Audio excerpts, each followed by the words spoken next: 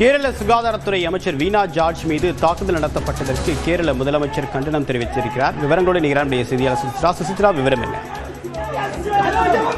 கேரள மாநிலம் கண்ணூரில் கேரளாவுடைய மாணவர்கள் அமைப்பு நடத்திய போராட்டத்தில் அம்மாநிலத்தினுடைய சுகாதாரத்துறை அமைச்சர் வீணா ஜார்ஜ் மீதான ஒரு தாக்குதல் நடத்தப்பட்டுள்ளது. குறிப்பாக கண்ணூருடைய ரயில் நிலையத்திற்கு வந்தே பாரத் ரயிலில் இருந்து மற்றொருபுறம் செல்வதற்காக வந்த அவருக்கு கடுப்பு கொடி காட்டி மாணவர்கள் அமைப்புகள் என்பது கடுமையான ஒரு போராட்டத்தில் ஈடுபட்ட நிலையில் அந்த போராட்டத்தில் சற்று அவரை முற்றுகையிட முயன்ற பொழுது காவல்துறை அதிகாரிகள் மாணவர்களை தடுத்து நிறுத்தும் பொழுது இந்த ஒரு வீணா ஜார்ஜ் மீதான ஒரு தாக்குதல் என்பது நடைபெற்றதாக கூறப்படுகிறது. அதனையடுத்து அவர் கண்ணூரில் இருக்கக்கூடிய மாவட்ட அரசு மருத்துவமனையில் சிகிச்சைக்காக தற்பொழுது அனுமதிக்கப்பட்டுள்ளார். குறிப்பாக கடந்த சில தினங்களாகவே கேரளாவினுடைய இருக்கியூர், தலசேரி, கொடவள்ளி, சலோடை உள்ளிட்ட பல்வேறு பகுதிகளில் வீணா ஜார்ஜுக்கு எதிரான கடுமையான ஒரு போராட்டங்கள் என்பது நடைபெற்றுள்ளது. குறிப்பாக சுகாதாரத்துறையில் பல்வேறு முறைகேடுகள் ஏற்பட்டுள்ளதாக கூறி இந்த ஒரு போராட்டத்தை மாணவர்கள் அமைப்புகள் நடைபெற்று வரும் நிலையில்தான் கண்ணூரில் நடைபெற்ற போராட்டத்தில் அமைச்சர் வீணா ஜார்ஜ் மீதான ஒரு தாக்குதல் என்பது தற்பொழுது நடைபெற்றுள்ளது. அதற்கு மாநில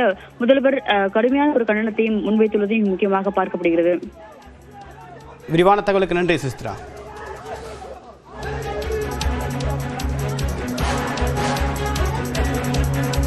கேரளாவுடைய சுகாதாரத்துறை அமைச்சர் வீணா ஜார்ஜ் மீது தாக்குதல் நடத்தப்பட்ட சம்பவம் அதிர்வலை ஏற்படுத்தியிருக்கிறது. இந்த நிலையில் அவர் மருத்துவமனையில் அனுமதிக்கப்பட்டக்கூடிய அமைச்சர் வீணா ஜார்ஜை தற்போது கேரள முதலமைச்சர் பினராயி விஜயன் நேரில் சந்தித்து நலம் விசாரித்திருக்கிறார். இந்த சம்பவம் குறித்தும் கேட்டறிந்திருக்கிறார். இதற்கு காங்கிரஸ் கட்சியினர் இதற்கு முன்னதாகவே காங்கிரஸ் கட்சியை சேர்ந்த மாணவர் அமைப்பு வீணா ஜார்ஜுடைய காரை வழிமறிக்க முயன்றதாக தகவலும் கிடைத்திருக்கிறது. தொடர்பான விரிவான தகவலை பற்றிய சித்ரா, தகவலுக்கு நன்றி.